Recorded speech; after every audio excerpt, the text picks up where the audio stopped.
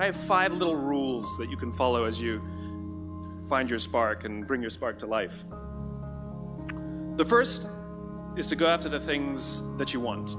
The rule is you can go after whatever you want. You just cannot deny anyone else to go after whatever they want. So the point is you don't have to wait in line. You don't have to do it the way everybody else has done it. You can do it your way. You can break the rules. You just can't get in the way of somebody else getting what they want. That's rule number 1. Rule number 2. I like this one. In the 18th century, there was something that spread across Europe and eventually made its way to America called puerperal fever, also known as the Black Death of childbed.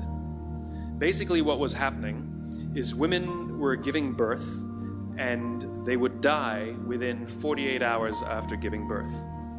This Black Death of childbirth was the ravage of Europe, and it got worse and worse and worse over the course of over a century. In some hospitals, it was as high as 70% of women who gave birth who would die as a result of giving birth. But this was the Renaissance. This was the time of empirical data and science, and we had thrown away things like tradition and mysticism. These were men of science, these were doctors. And these doctors and men of science wanted to study and try and find the reason for this Black Death of childbed, and so they got to work studying, and they would study the corpses of the women who had died. And in the morning they would conduct autopsies, and then in the afternoon they would go and deliver babies and finish their rounds. And it wasn't until somewhere in the mid-1800s that Dr. Oliver Wendell Holmes, father of Supreme Court Justice Oliver Wendell Holmes, realized that all of these doctors who were conducting autopsies in the morning weren't washing their hands before they delivered babies in the afternoon. And he pointed it out and said, "Guys, you're the problem." And they ignored him and called him crazy for 30 years. Until finally somebody realized that if they simply washed their hands, it would go away. And that's exactly what happened. When they started sterilizing their instruments and washing their hands, the Black Death of childbed disappeared. My point is, the lesson here is, sometimes you're the problem. We've seen this happen all too recently with our new men of science and empirical studiers, and these men of finance who are smarter than the rest of us until the thing collapsed. And they blamed everything else except themselves. And my point is take accountability for your actions. You can take all the credit in the world for the things that you do right, as long as you also take responsibility for the things you do wrong. It must be a balanced equation. You don't get it one way and not the other. You get to take credit when you also take accountability. That's lesson 2. Lesson 3, take care of each other. The United States Navy SEALs are perhaps the most elite warriors in the world. And one of the SEALs was asked, who makes it through the selection process? Who is able to become a SEAL? And his answer was, I can't tell you the kind of person that becomes a SEAL. I can't tell you the kind of person that makes it through BUD/S. But I can tell you the kind of people who don't become SEALs. He says the guys that show up with huge, bulging muscles covered in tattoos who want to prove to the world how tough they are, none of them make it through. He said the preening leaders who like to delegate all their responsibility and never do anything themselves, none of them make it through. He said the star college athletes who've never really been tested to the core of their being, none of them make it through. He says some of the guys that make it through are skinny, scrawny. He said some of the guys that make it through, you will see them shivering out of fear. He says, however, all the guys that make it through, when they find themselves physically spent, emotionally spent, when they have nothing left to give physically or emotionally, somehow, some way, they are able to find the energy to dig down deep inside themselves, to find the energy to help the guy next to them. They become SEALs, he said. You want to be an elite warrior. It's not about how tough you are. It's not about how smart you are. It's not about how fast you are. If you want to be an elite warrior, you better get really, really good at helping the person to the left of you and helping the person to the right of you. Because that's how people advance in the world. The world is too dangerous and the world is too difficult for you to think that you can do these things alone. If you find your spark, I commend you. Now, who are you going to ask for help, and when are you going to accept help when it's offered? Learn that skill. Learn by practicing helping each other. It'll be the single most valuable thing you ever learn in your entire life. To accept help when it's offered and to ask for it when you know that you can't do it.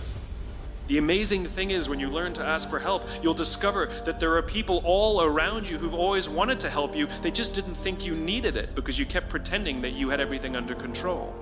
And the minute you say, I don't know what I'm doing, I'm stuck, I'm scared, I don't think I can do this, you will find that lots of people who love you will rush in and take care of you. But that'll only happen if you learn to take care of them first.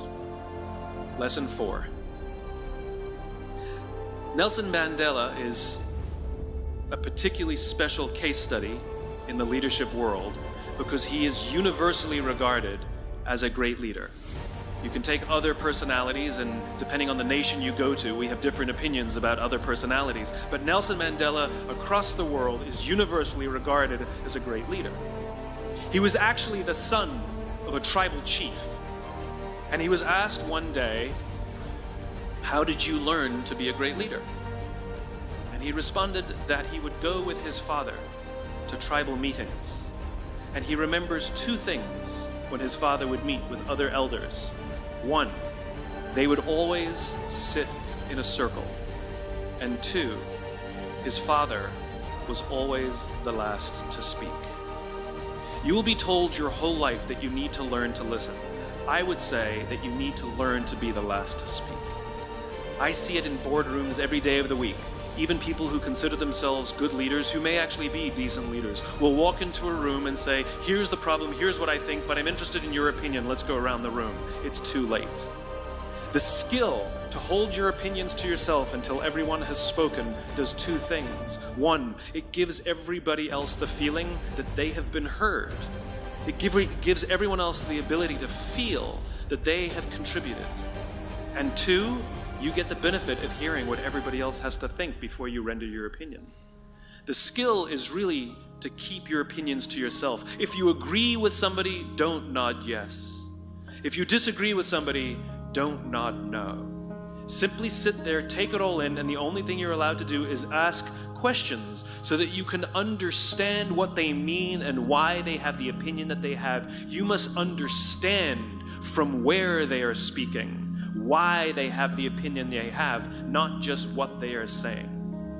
And at the end, you will get your turn. It sounds easy, it's not. Practice being the last to speak. That's what Nelson Mandela did. Number 5, my favorite one of all. True story. There was a former Undersecretary of Defense who was invited to give a speech at a large conference, about 1,000 people. And he was standing on the stage with his cup of coffee in a styrofoam cup, giving his prepared remarks with his PowerPoint behind him. And he took a sip of his coffee and he smiled and he looked down at the coffee. And then he went off script. And he said, you know, last year I spoke at this exact same conference. Last year I was still the Undersecretary. And when I spoke here last year, they flew me here business class. And when I arrived at the airport, there was somebody waiting for me to take me to my hotel. And they took me to my hotel and they had already checked me in and they just took me up to my room. And the next morning I came downstairs and there was someone waiting in the lobby to greet me and they drove me to this here same venue. They took me through the back entrance and took me into the green room and handed me a cup of coffee in a beautiful ceramic cup. He says the lesson is, The ceramic cup was never meant for me.